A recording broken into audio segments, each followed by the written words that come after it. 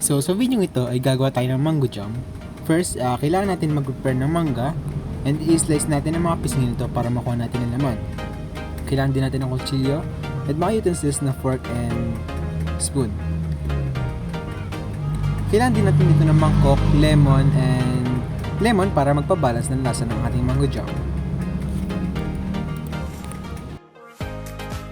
After natin ma-slice ang dalawang pisngi o ng ating mangga, ay kukunin natin ang laman nito and ating dudurugin. So dito muna ay kailangan natin sila i-cube para mas madali natin kunin and para mas madali po natin sila madurog.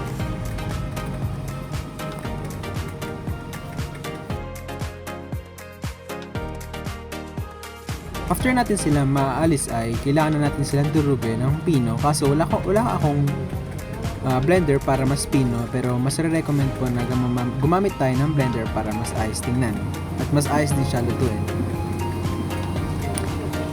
So dito ay nadurog na natin, nagkita na po natin yung water content ng mangga.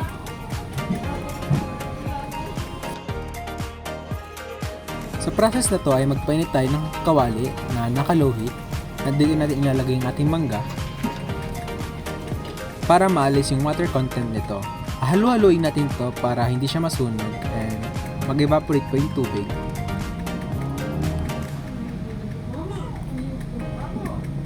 Halu-haluin natin to after every 2 minutes para hindi siya masunog at maayos yung texture ang kakalabasan. After several minutes ay ilalagay na natin ng ating sugar para magpalasa sa ating mango jam.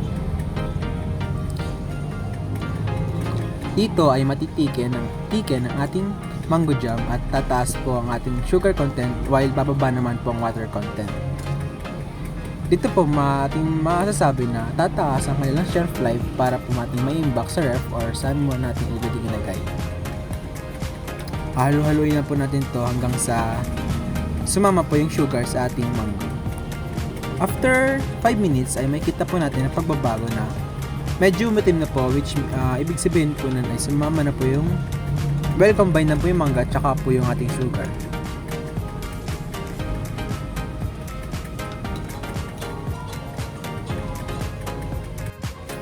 So water will cross microorganism cell membrane from the area where there is a lot of water to the area where there is less. This is called osmosis. So much where the water leaves the microorganism that it quickly loses too much cytoplasm and dies, leaving your lovely jam unharmed.